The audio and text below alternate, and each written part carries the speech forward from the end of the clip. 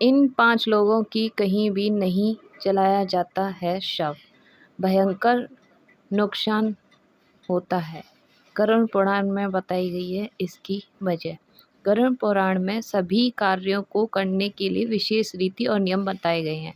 इन रीति और नियम के तहत ही शव से संबंधित कार्य भी किए जाते हैं। गरुड़ पुराण में ऐसे 5 लोगों के बारे में बताया गया है जिनका कहीं भी शव नहीं जलाया जा सकता है। इन लोगों के शव को जल या थल यानी कि पृथ्वी में समाधि दी जा सकती है, लेकिन अग्नि को समर्पित नहीं किया जा सकता। नंबर 1, 11 साल के कम उम्र का बच्चा। गरुड़ पुराण के अनुसार अगर बच्चा गर्भ में पल रहा है या फिर 11 साल से कम उम्र के बच्चे की मृत्यु हो जाती है तो उसके शव को जलाया नहीं जा सकता है। उनको थल यानी पृथ्वी में ही समाधि दी जाती है।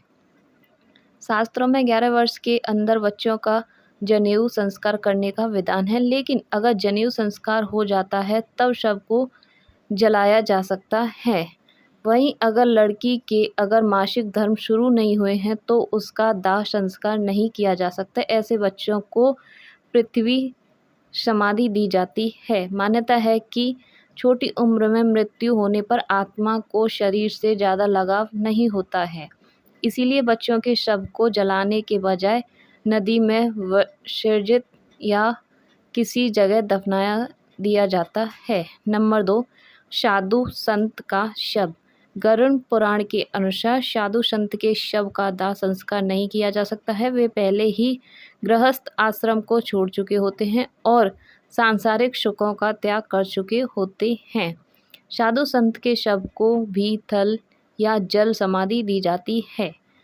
साधु संत कठोर तपस्या से अपनी इंद्रियों पर काबू पा लेते हैं, जिसकी वजह से उनके शरीर से ज़्यादा मोह नहीं रहता है, इसीलिए साधु संत को जल या थल समाधि दी जाती है। नंबर 3, सांप के काटने मृत व्यक्ति को। गरुड़ पुराण के अनुसार जिस व्यक्ति की सांप काटने या फिर किसी अन्य जहर से मृत्यु हुई होती है तो उनकी कहीं भी शव नहीं जलाया जा सकता।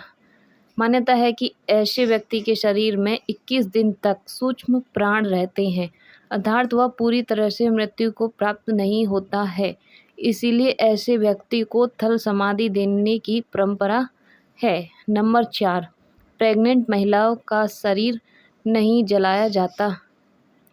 गरुड़ पुराण के अनुसार प्रेग्नेंट महिला के शव को जलाने की प्रथा नहीं है, इसीलिए उनको जल या थल समाधि दी जाती है। इसके पीछे का कारण यह बताया जाता है कि प्रेग्नेंट महिला के शव को जब जलाया जाता है तब उनका पेट ज़्यादा फूल जाता है और आग की वजह से फट भी जाता है और अंदर मौजूद बच्चा बाहर आ जाता है, जो देखने में बिल्कुल भी अच्छा नहीं लगता। इसीलिए प्रेग्नेंट महिला के शव को जल या थल समाधि दी जाती है। नंबर 5, संक्रमित रोग से मृत व्यक्ति। गरुड़ पुराण के अनुसार जहर के अलावा संक्रमित रोगों से पीड़ित व्यक्ति की अगर मृत्यु हो जाए तो उनके शरीर यानी शव को जलाना नहीं जाता, बल्कि थल समाधि दी जाती है। चर्म रोग, कुष्ठ रोग आदि से पीड़ित मरीज के अगर शव को जलाते हैं तो हवा में बैक्टीरिया फैलने का